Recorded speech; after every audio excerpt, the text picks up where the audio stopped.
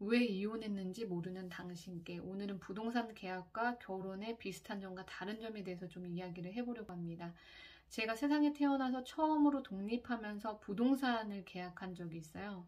1년 동안 오피스텔을 계약하고 독립에 대한 설레임과 계약을 한 번도 안 해봤기 때문에 떨림과 기대 반 이렇게 좀 그런 기억들이 있습니다. 그런데 부동산을 처음 계약하는 거라 하다 보니 많은 분들의 주변의 의견들을 들었던 거죠. 집을 계약할 때는 변기, 물, 전기, 고장난 곳이 없는지 꼼꼼히 살펴봐라 등등을 이제 많이 듣고, 그리고 부동산 계약할 때 뭘 조심해야 하고 서류를 무엇을 챙겨야 하는지 등등을 이제 다 확인하고 부동산을 방문했고, 부동산에서 이제 집을 보여줬잖아요. 그런데 주인분께서 비어있는 집이어서 여러 번 봐도 된다고 하셔가지고 저도 한번 꼼꼼히 살펴보고 가족과 함께 가서 살펴보고 주변 지인들하고 가서 살펴보기도 했었습니다.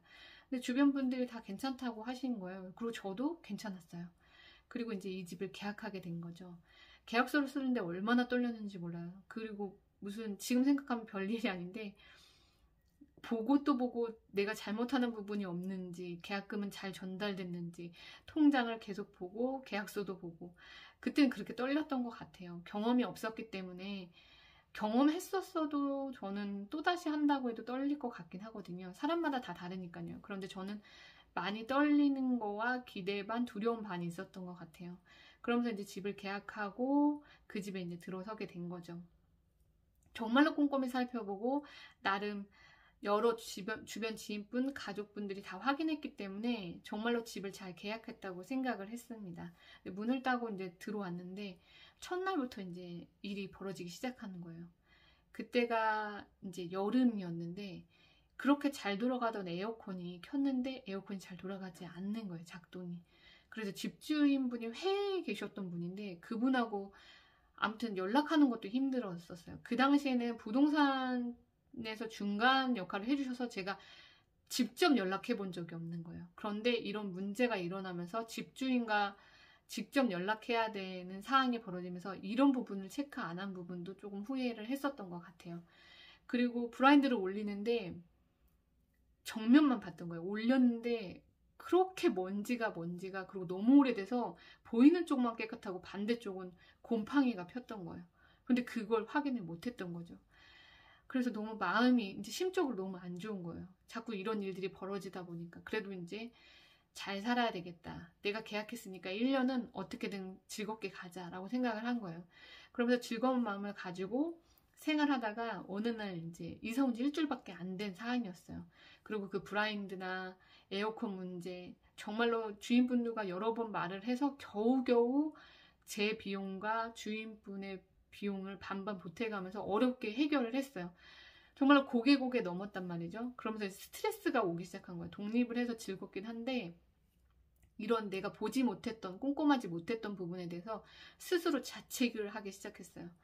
그러던 어느 날 신나게 이제 빨래를 해보자 해가지고 세탁기에다 빨래를 다 집어넣은 거예요. 거기는 풀옵션 오피스텔이었습니다. 다 집어넣고 세탁기를 딱 돌렸는데 정말 이 세상에서 볼 수 없었던 세탁기에서 뭐가 동동동 뜨는 거예요. 뭐지? 세제가 안 풀어졌나? 왜 저러지 생각한 거예요. 근데 알고 봤더니 세탁기가 돌아갔는데 거기에 뭐가 떠 있는 거예요. 그래서 황급히 탈수를 누르고 꺼내봤더니 세탁기 안에 곰팡이가 그 제 옷에 다 붙어 있던 거예요. 정말 그때는 앞에 두 건은 아무것도 아니었던 거예요. 그 빨래에 그 곰팡이가 묻어 있는 거 보면서 정말로 화가 많이 났던 거예요. 그래서 집주인분하고 통화를 했는데 그 문제는 너가 확인을 안 한 문제고 나는 세탁기를 바꿔줄 수 없다라고 생각하신다고 하셔서 정말 이 계약을 파기하고 싶은데 그게 안 됐어요. 그래서 1년 동안 세탁기를 못 쓰고 빨래방을 갈 수밖에 없는 상황이 되었던 거죠. 그리고 그렇게 참았던 것 같아요. 1년만 있으면 이거는 끝나니까 내가 못 본 것에 대한, 내가 확인 못한 것에 대한 내 책임도 있다. 그리고 그 주인분이 처음에는 너무 다 해주실 것처럼 다 뭐 말만 해라 라고 하셨던 분이 계약하자마자 돌변하는 모습을 보면서 너무 충격을 받았던 거죠.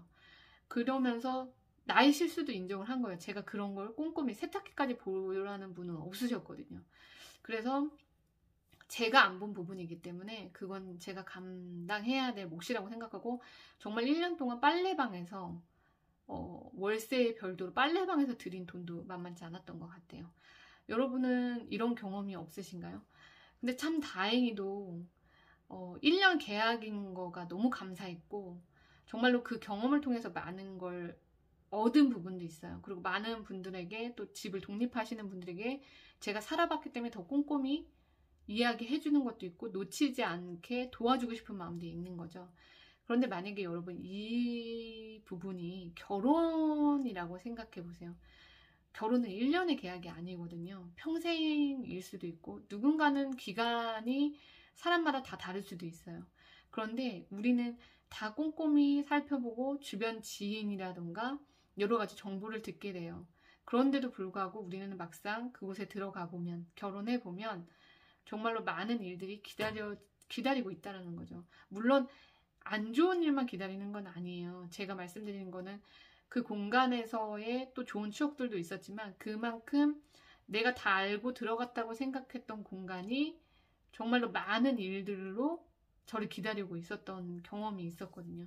그래서 여러분들은 결혼 기간이 1년이 아니기 때문에 스스로 보건 거, 주변 지인의 정보, 가족들의 정보, 함께 봤던 것들이 전부가 아니라는 걸 좀 아셨으면 좋겠고, 내가 이 사람과 결혼해야 하는 이유가 분명하신 분들이었으면 좋겠어요.